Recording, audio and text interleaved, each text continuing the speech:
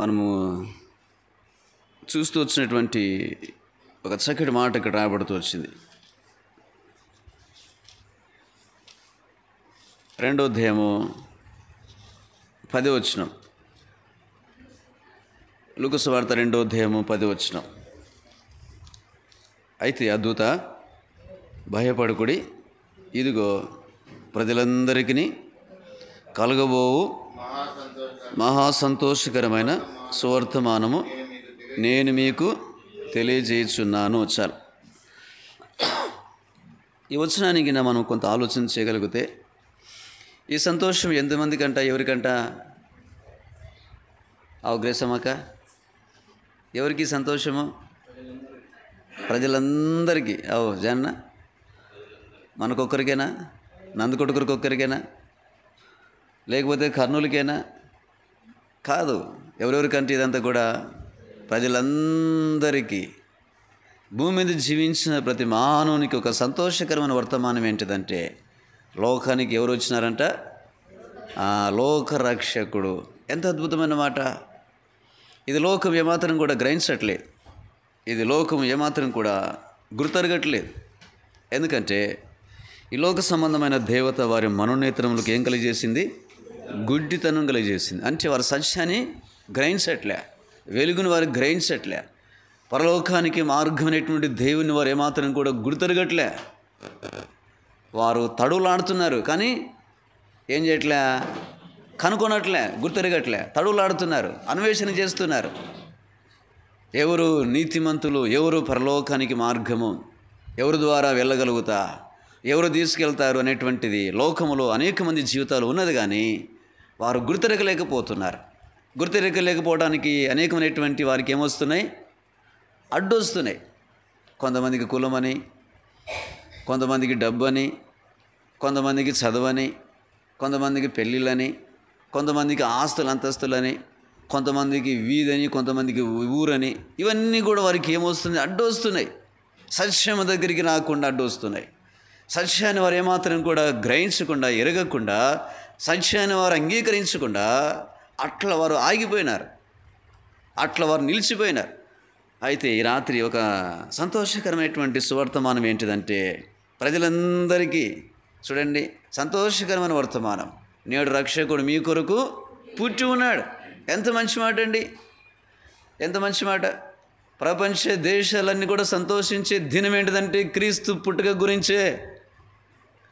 ప్రజలందరికీ సంతోషకరమైన వర్తమానం ఏంటంటే, లోకానికి యేసుక్రీస్తు ప్రభువారు వచ్చినాడనే. కనుక ఎందుకు వచ్చినాడండి? అసలు ఎందుకు లోకములో యేసు ప్రభువారు జన్మించినాడు?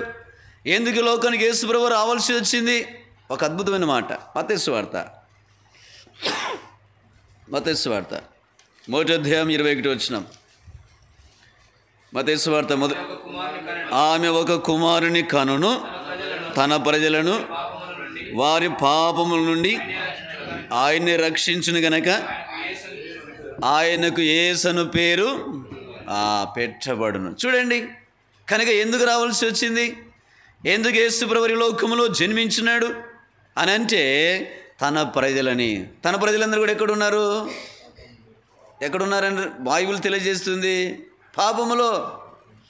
కనుక పాపంలో ఉన్నటువంటి మానవుని విడిపించడానికి, పాపంలో జీవించే మానవుని లేకపోతే బాగు చేయడానికి, పాపంలోనే మానవుని లేకపోతే నిత్యత్వానికి తీసుకెళ్ళటానికి యేసుక్రీస్తు ప్రభువారి లోకములో ఏమైనాడంట? చెప్పాలి, ఏమైనాడంట? జన్మించినాడు. కనుకనే లోకానికంతా ఏమిటి? సంతోషం. లోకానికంతా కూడా సంతోషం. ఏదో ఆ కులస్తులకు, ఆ మతస్థులకు, ఆ ఏ గేరికి, ఈ గేరికి, ఆ ఇంటికి కాదు. అలా గమనించండి, యేసుక్రీస్తు వారి పుట్టుక లోకానికి సంతోషం తీసుకొచ్చింది. యేసుక్రీస్తు వారి పుట్టుక లోకానికి సమాధానం తీసుకొచ్చింది. యేసుక్రీస్తు వారి పుట్టుక లోకానికి రక్షణ తీసుకొచ్చింది. ఎంత గొప్పనతమైనటువంటి ప్రేమ చూడండి మానవుల దేవునికి. ఎందుకు పుట్టినాడయ్యా అని మనం చూడగలిగితే, బైబిల్ని మనం పరీక్షించగలిగితే, ఎందుకంటే తన ప్రజలని వారి పాపముల నుండి విడిపించడానికి లోకానికి వచ్చినాడు. రక్షించడానికి లోకానికి వచ్చినాడు. ఈ సంగతి చాలామంది గ్రహించట్లే. వెళ్తున్నారు, అది మాత్రమే తెలుసు వారికి. మేము ఈరోజు స్వార్థకి వెళ్ళినాము నాగటూరికి ఉదయకాలం. చాలామందిని అనగా దర్శించినప్పుడు, చాలామందితో మాట్లాడుతున్నప్పుడు వారు కూడా వెళ్ళేవారే, మందిరానికి వెళ్ళేవారే.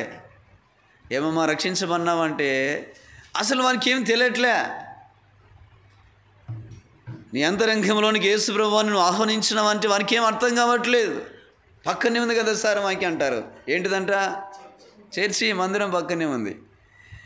పక్కన ఉన్నంత మాత్రాన పరలోకం వెళ్తామని చెప్పేసి బైబిల్లో లేదు. బైబిల్లో ఉన్న పేరు పెట్టుకున్నంత మాత్రాన నువ్వు పరలోకం వెళ్తామని బైబిల్లో రాయవలేదు. కనుక యేసు ప్రభువారి లోకానికి ఎందుకు వచ్చినాడు అది గ్రహించగలిగి, నేను పాపిని గుర్తెరగలిగి, పాపుల నిమిత్తమై నువ్వు ఎప్పుడైతే పశ్చాత్తాపడతావో నీ పాపులు క్షమించబడతాయి. నువ్వు పరలోకానికి నువ్వు వారసుడు అవుతావు. దేనికి వారసుడు అవుతావు? పరలోకానికి నువ్వు వారసుడు అవుతావు. లోకంలో చాలామంది ఏమనుకుంటుంటారంటే దీనికంతా నేనే ఎవరిని వారసుని అనుకుంటుంటారు కదా. దీనికంతా నేనే రమేష్ వారసుని అనుకుంటుంటారు. మంచిదే, కొంతకాలమే, కొన్ని దినాలే. నువ్వు తీసుకుపోయేది ఏమి కూడా లేదు. రెండోదిగా అనగా నువ్వు తీసుకొచ్చింది ఏమీ కూడా లేదు. అయితే బైబిల్ తెలియజేస్తుంది, పాపము అనేటువంటి మాటను జ్ఞాపకం చేస్తుంది. ఏంటిని జ్ఞాపకం చేస్తుంది? పాపం. ఎక్కడి నుంచి వచ్చిందండి ఇది? ఎవరి ద్వారా వచ్చిందండి ఇది? కనుక ఎవరి ద్వారా పాపం వచ్చింది లోకంలోనికి? ఎవరు చేస్తే పాపములు మనం పడిపోయినాం? ఎవరు చేస్తే ఈ పాపం మనకు సంప్రాప్తమైంది అని అంటే రోమిలికి రాసిన పత్రికలో ఒక మాట రాయబడింది. చూడండి, దయచేసి దేవుని వాక్యం వినండి. రోమిలికి రాసిన పత్రిక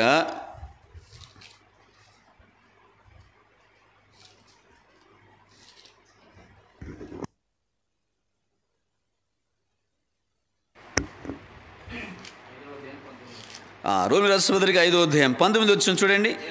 ఏలైనగా ఒక మనిషిని అవిధేయత వలన, చాలు, ఒక మనిషిని అవిధేయత ద్వారా అనేకులు ఏమైనారంట? పాపులుగా చేయమన్నారు.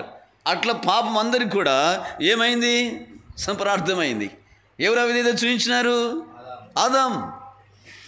మొదటి మానవుడు ఆదాం. కనుక ఈ మొదటి మానవుడు ఆదాం ఏం చూపించినాడంటే దేవునికి అవిధేయత చూపించినాడు. దేవుడు చెప్పిన పని చేయలేదు, దేవునికి విధేయత చూపించలేదు, దేవునికి అనగా భయపడి జీవించలేదు. కనుకనే ఆ వ్యక్తి ద్వారా లోకంలో ఉన్న ప్రతి మానవునికి ఏమైంది? పాపము సంప్రార్థమైంది. కనుక ఈ పాపనికి వచ్చే జీతం ఏంటిది? మరణం. కనుక ఈ మరణము నుండి తప్పించడానికే యేసుక్రీస్తు పరవారి లోకానికి వచ్చిన సంగతి దైవ గ్రంథము తెలియజేస్తుంది. ఎంత మంచి మాట అండి. కనుక నీకు ఇప్పుడు అర్థమైంది అనుకుంటా, నువ్వు పాపివో కాదో. పాపంలో జీవించేటువంటి ప్రతి మానవుడు కూడా మరణించాల్సిందే అనగా బోధించే నాతో సహా కూడా. కనుక పాపం నుంచి విడిపించగలిగితే నిరంతరం నిత్యత్వంలో సదాకాలం ప్రభుతో జీవించగలుగుతాం. అలాంటి ధన్యత మానవునికి అనుగ్రహించడానికి యేసు ప్రభువారి లోకానికి వచ్చినాడు. దానిని లూకా సువార్తలో లూకా ఏమంటాడు? ప్రజలందరికీ ఏంటిదంట? ప్రజలందరికీ సంతోషం. ఒకరు కాదు, ఇద్దరు కాదు, ఒక దేశానికి కాదు, ఒక రాష్ట్రానికి కాదు, ఒక జిల్లాకు కాదు, ఒక ఇంటికి కాదు, ఒక గేరికి కాదు.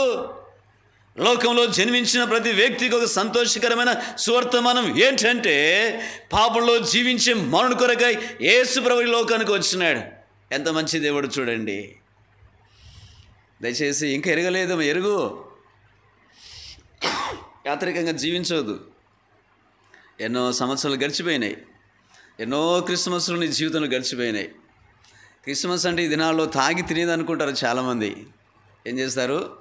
తాగేది, తినేది, ఏదో ఎంజాయ్ చేసేది పిండి వంటలతో, లేకపోతే నూతన వస్త్రములతో ఆనందిద్దాములే అనుకుంటారు. అది కాదు ఆనందం, అది కాదు సంతోషం.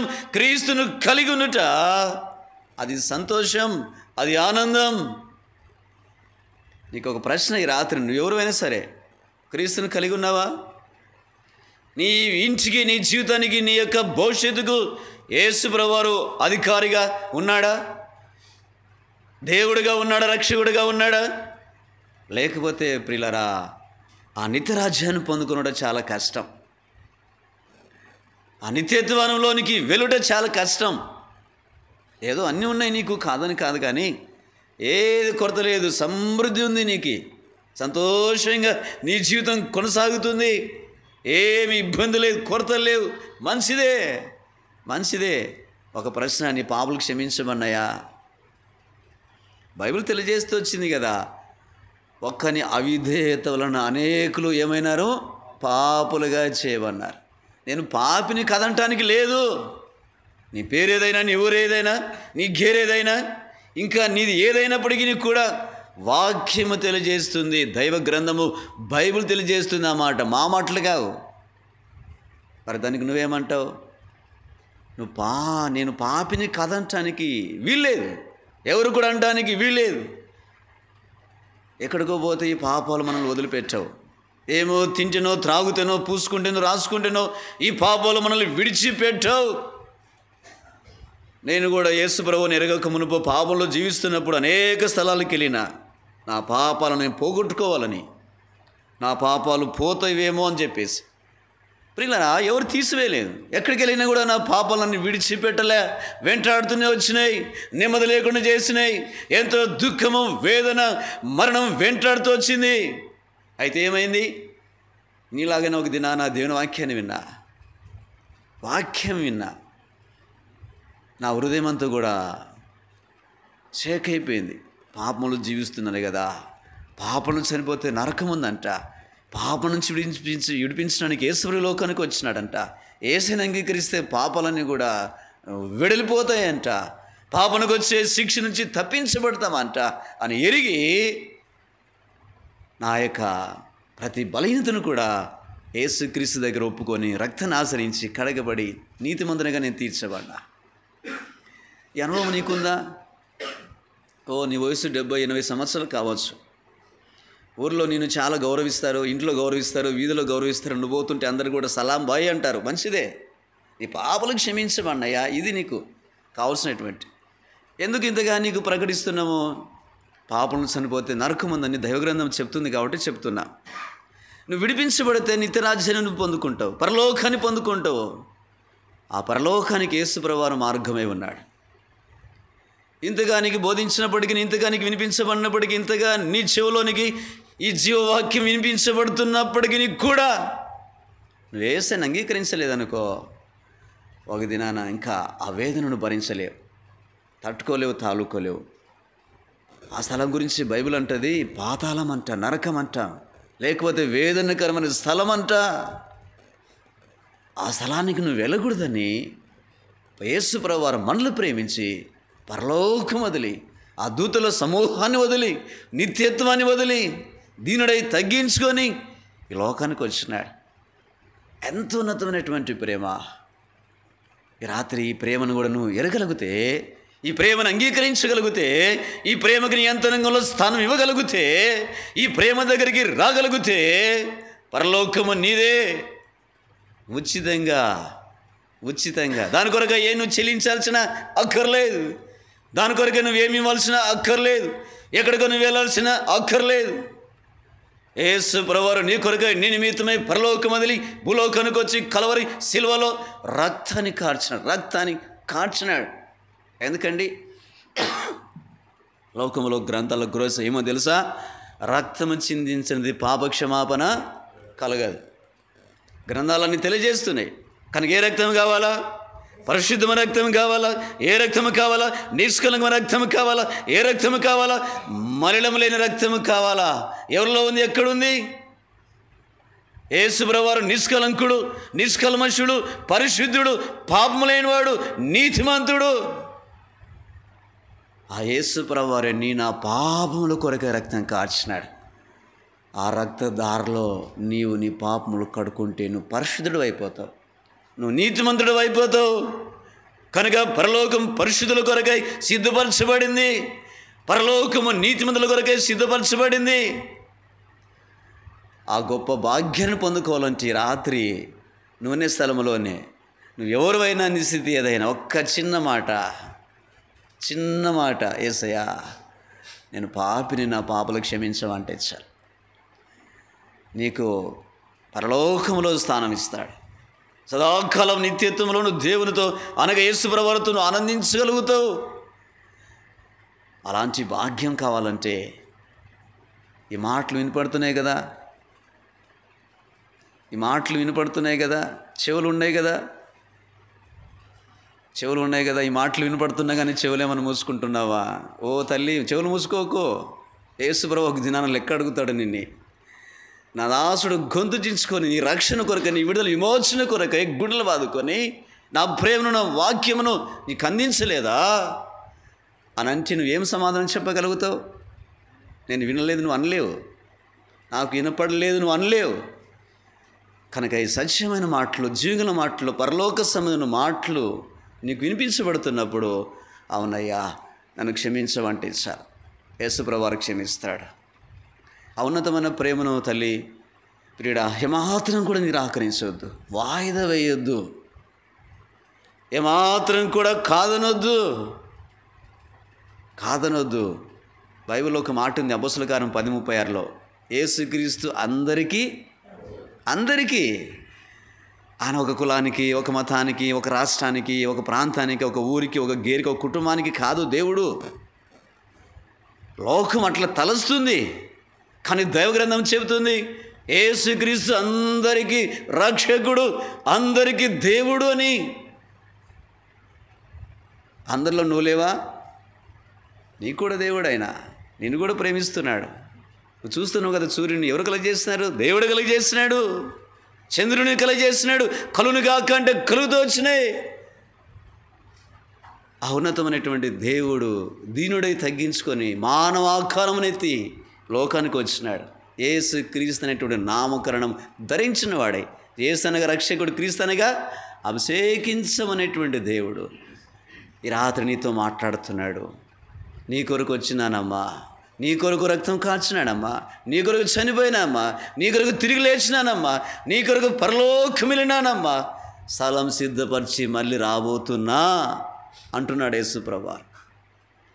మరి ఆయన నచ్చినప్పుడు వెళ్ళటానికి సిద్ధమేనా? అని వస్తాడు కదా, రెండోసారి తీసుకెళ్తాడు. సిద్ధంగా ఉన్నావా? సిద్ధంగా లేకపోతే ఈ రాత్రి సిద్ధపడు. ప్రభువా నన్ను కరుణించవా అని చెప్పేసి సిద్ధపడు. ప్రభువా నన్ను క్షమించవా అని చెప్పేసి సిద్ధపడు.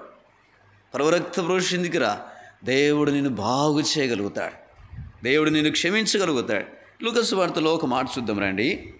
లూకా సువార్త 2వ అధ్యాయంలో మనం ఒక మాటను గమనించగలుగుతాం. ఏ మాట అంటే కింద ఒక మాట రాయబడింది, 2వ అధ్యాయము చూడండి, 13 వచ్చిన చూడండి. వెంటనే పరలోక సైన్య సమూహము ఆ దూతతో కూడా నుండి సర్వోన్నతమైన స్థలములలో దేవునికి మహిమయు ఆయనకిష్టులైన మనుషులకు భూమి మీద సమాధానం. చూడండి, ఆయన ఎందుకు వచ్చినాడండి? రెండోదిగా ఏం అనుగ్రహించడానికి? భూమి మీద సమాధానం అనుగ్రహించడానికి. ఎంత మంచి దేవుడు చూడండి. ఏ ఇంట్లో చూసినా, ఏ గీర్లో చూసినా, ఏ వీధిలో చూసినా, లేకపోతే ఎక్కడ చూసినప్పటికీ కూడా ఈ దినాలలో ఏం లేదు, సమాధానం లేదు. కనుక దేవుని ఆలోచన ఏంటిదంటే ఆయన సమాధానమును అనుగ్రహించడం కొరకు ఈ లోకానికి వచ్చినాడంట. ఎంత మంచి దేవుడో చూడండి, ఎంత మంచి దేవుడో చూడండి. ఈ ఉన్నతమైనటువంటి దేవుని ప్రేమ నీ గుమ్మలోనికి వస్తుంది, నీకు వినిపించబడుతుంది. కనుక నిత్యత్వంలో నువ్వు ప్రభుతో నువ్వు సంతోషించాలంటే ఎంతైనా కూడా నువ్వు ప్రభువును అంగీకరించాల్సిందే. కాదంటానికి వీల్లేదు. అది ఇంకా తర్వాత వచ్చేటువంటి పరిస్థితి చాలా భిన్నమైనటువంటిది. మరొక అద్భుతమైన మాట తిమోతికి రాస్తూ అంటాడు అపోస్తలుడైన పౌలు. 3 తిమోతి రాసిన మొదటి 3వ అధ్యాయము 15 వచనం, పాపను రక్షించుటకు క్రీస్తు యేసు లోకమునకు చాలు. కనుక ఎందుకు వచ్చినాడంటే యేసుప్రభువు వారు రక్షించడానికే. ఎంత మంచి మాట అండి. ఈ సత్యాన్ని గ్రహించు. ఆయన వచ్చినటువంటి స్థితి అదే. ఏదో యుద్ధాలు చేసి రాజ్యాలు వెళ్ళటానికి, ఏదో పరిపాలించడానికి, ఏదో లేకపోతే సుఖ విలాసమైన జీవితాన్ని జీవించడానికి కాదు, రక్షించడానికి లోకానికి వచ్చినాడు. ఎంత అద్భుతమైనటువంటి ప్రేమ, ఎంత అద్భుతమైన ప్రేమ. ఎవరినంట రక్షించడానికి? పాపములో జీవించేవాడిని. అనగా పాపంలో జీవించమని రక్షించకపోతే, పాపములో చనిపోతే వారికి ఏముంది? నరకం ఉంది. ఆ సత్యాన్ని గ్రహించు. నువ్వు అనుకోనవచ్చు, ఆయనంత మంచివాడని నువ్వు అనుకోనవచ్చు. బైబిల్ చెప్తుంది నీతిమంతుడు లేడు, ఒక్కడు కూడా లేడు. నువ్వు అనుకునేదంతా కూడా ఒట్టిది, అంత కూడా అబద్ధమే. కనుక దైవ గ్రంథమే చెబుతుంది బైబిల్, నీతిమంతుడు లేడు, ఒక్కడు కూడా లేడు భూమి మీద. అందరు కూడా త్రోవ తప్పి ఏమైపోయినారు? పనికి మాలిన వారు అయిపోయినారు. కనుక వీరిని బాగు చేయడానికి యేసుప్రభువు వచ్చినాడు. ఎంత మంచి దేవుడో చూడండి, ఎంత మంచి దేవుడో చూడండి. కనుక ఈ దేవునికి నీ ఎంతనో స్థానం ఇస్తే చాలు. యేసయ్యా, పాపంలో జన్మించినానయ్యా, పాపంలో జీవిస్తున్నానయ్యా, పాపంలో చనిపోతే నరకం ఉందంటాను ఆయన, నా కొరకు లోకానికి వచ్చినవంటయ్యా, అయ్యా నన్ను కరుణించమంటే చాలు.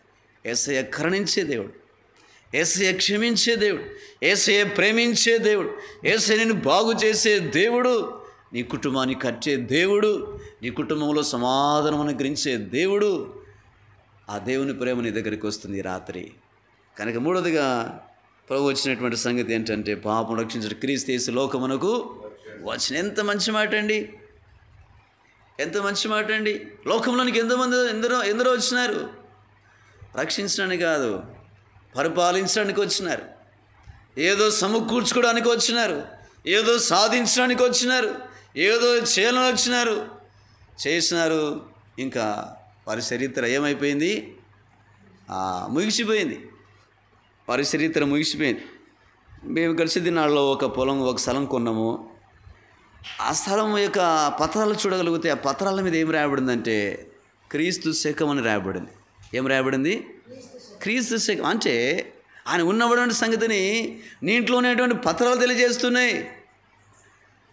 ఆయన సజీవుడని, ఆయన ఉన్నవాడు అన్నవాడని, పరలోకానికి మార్గం అనేటువంటి వాడని నీ ఇంట్లో ఉన్నటువంటి నీ ఇంటి స్థల పత్రాలు జ్ఞాపకం చేస్తున్నాయి.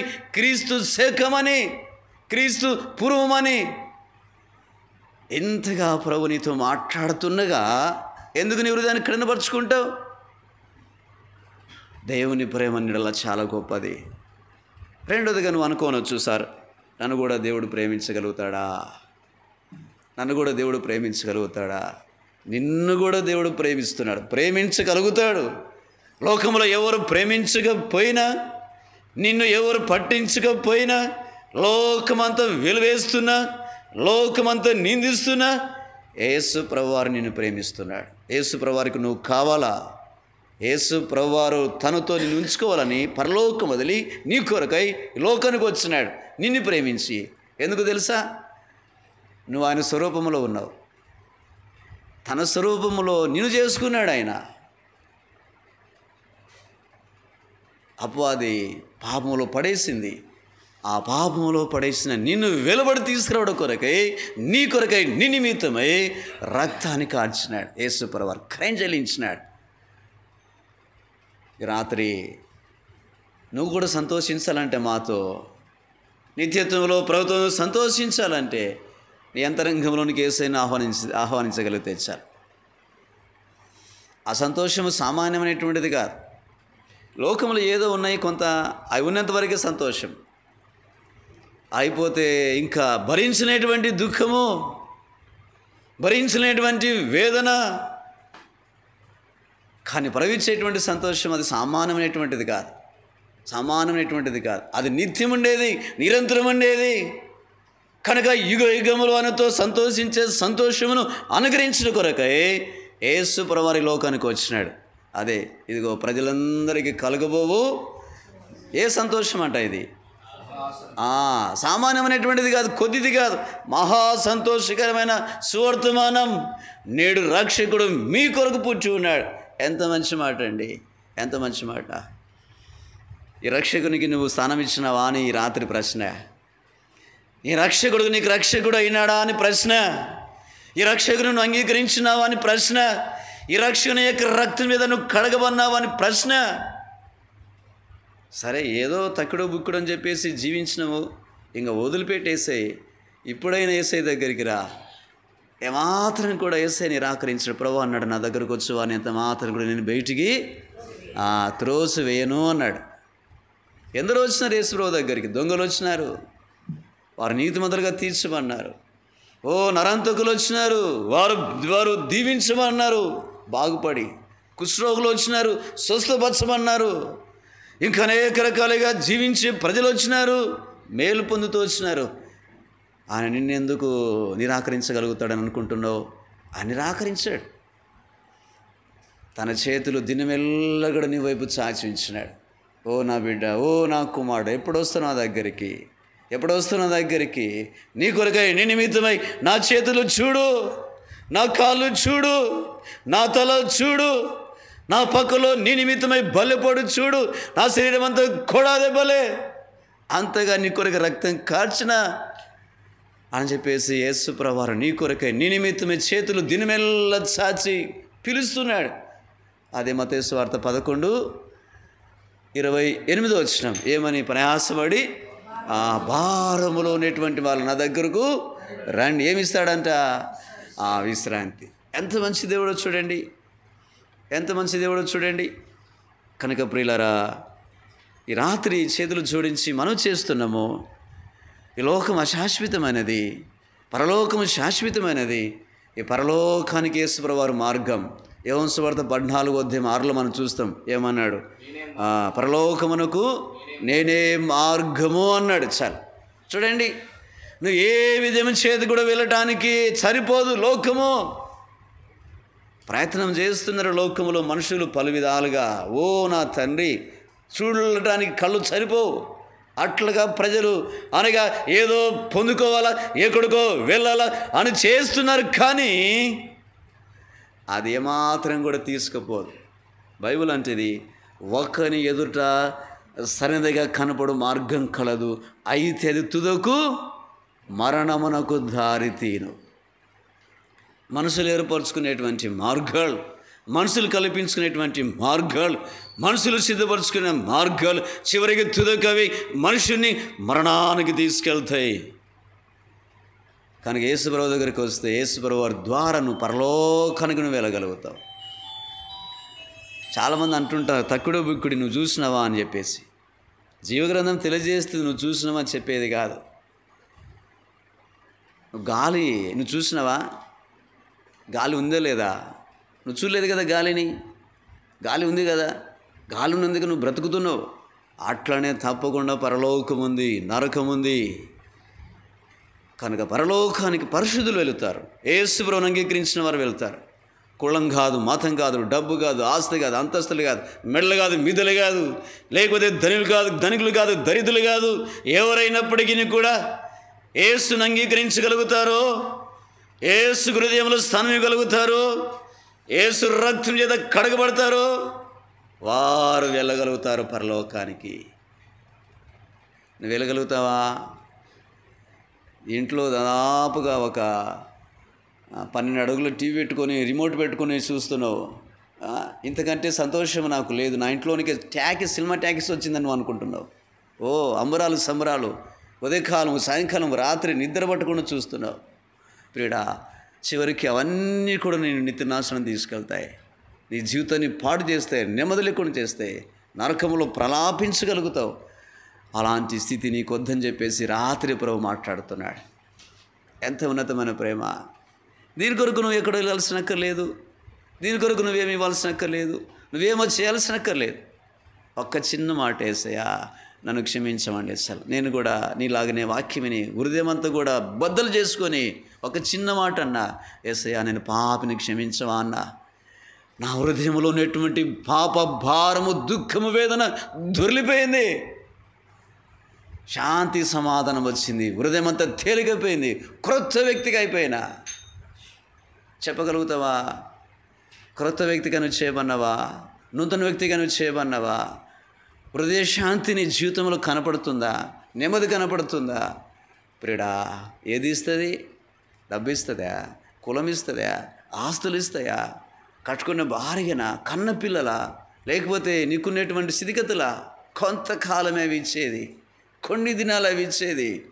కానీ ప్రవహించేటువంటి శాంతి సమాధానం శాశ్వత కాలం ఉండేటువంటిది. అది నీకు కావాలంటే యేసయ్యను నీ హృదయంలో నీకు చేర్చుకో. అది నీకు కావాలంటే నువ్వు యేసయ్య దగ్గరికి రా, యేసయ్య దగ్గరికి రా. ఒక మాట చూపిస్తా. లూకా రాసిన సువార్త 19వ అధ్యాయం. లూకా సువార్త 19వ అధ్యాయం 10వ వచనం. చేయుటకు